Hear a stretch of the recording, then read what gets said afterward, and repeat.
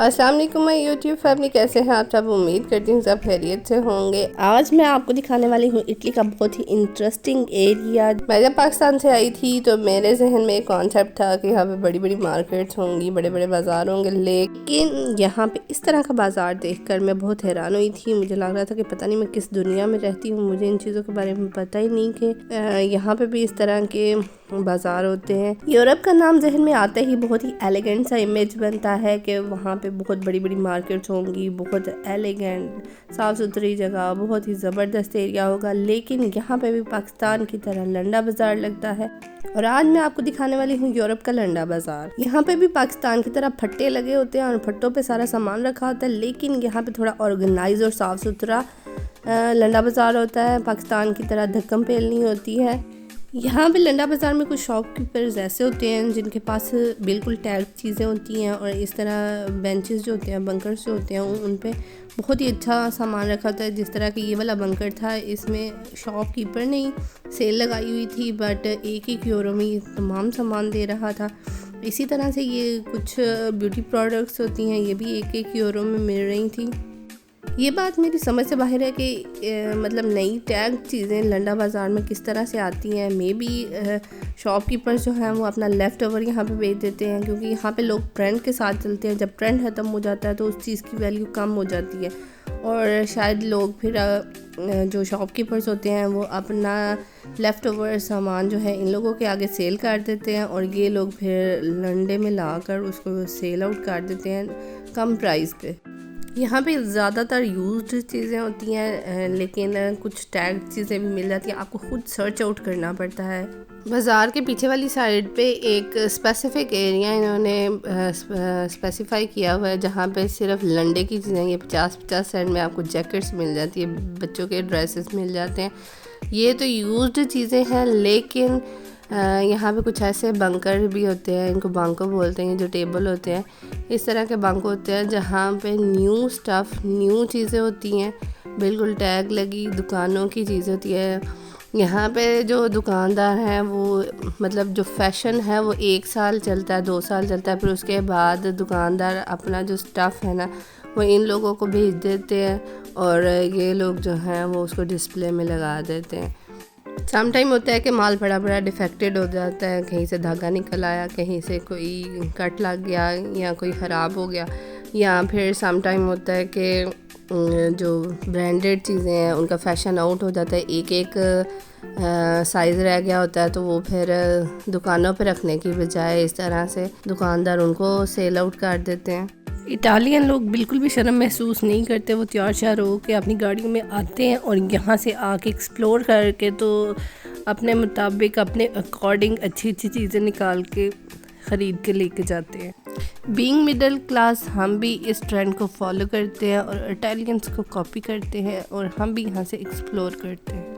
ये तमाम चीज़ें मुझे अपने बच्चों के लिए ठीक लगी थी, इसलिए ये मैंने ले ली थी। ये तमाम चीज़ें न्यू थी और इन पे टैग लगे हुए थे और ये 1.5 यूरो में पर पीस पे करना पड़ा था मुझे। ये एक स्पेसिफिक एरिया है जहाँ पे इन्होंने ये सारा डिस्प्ले किया हुआ है, लेकिन सम टाइम होता है कि ये जो स्ट्रीट बाज़ार लगते हैं, जो मार्केट्स लगती हैं, वहाँ पे भी दरमियान में कुछ ऐसी शॉप्स होती हैं जिन्होंने ये स्टफ़ रखा होता है, सेकंड हैंड स्टफ़ रखा होता है उन्होंने भी। 1 यूरो पाकिस्तानी 315 रुपीज़ का बनता है आजकल और ये तमाम चीज़ें 1 यूरो में हैं और सब पे टैग लगे हुए हैं। किसी शॉपकीपर ने अपना जो लेफ़्ट ओवर है वो डिस्प्ले में लगाया हुआ है और बिल्कुल न्यू चीज़ है, लेकिन ये कि इनके साइज़ वगैरह अवेलेबल नहीं होते, आपको ख़ुद से ढूंढना पड़ता है जो साइज़ आपके बच्चों के लिए या आपके लिए आपके अकॉर्डिंग ठीक हो वो आप ख़रीद सकते हैं।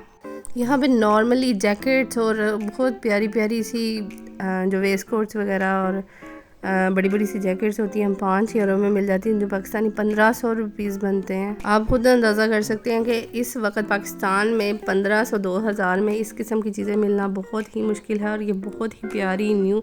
सिर्फ ये है कि यहाँ पे आपको साइज़ अपना ढूंढना पड़ता है, साइज़ नहीं मिलते हैं।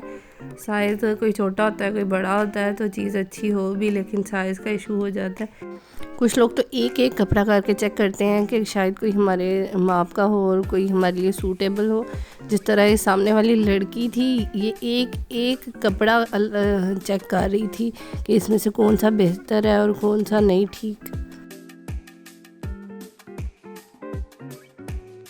ये लोग बिल्कुल भी हेजिटेट फील नहीं करते हैं और बहुत तसल्ली से यहाँ से चीज़ें सर्च आउट करके लेके जाते हैं। पैसे तो कोई भी खर्च कर सकता है, जिसके पास पैसा है वो कोई भी चीज़ ले सकता है, लेकिन इस किस्म के स्टफ़ में से अच्छी चीज़ ढूंढ के लेके जाना यही एक समझदार औरत का काम है। तो हम भी समझदारी दिखाते हैं और समझदार बनते हैं और इस स्टफ़ में से अच्छे अच्छे से कपड़े जो हैं वो सर्च आउट करके लेके जाते हैं।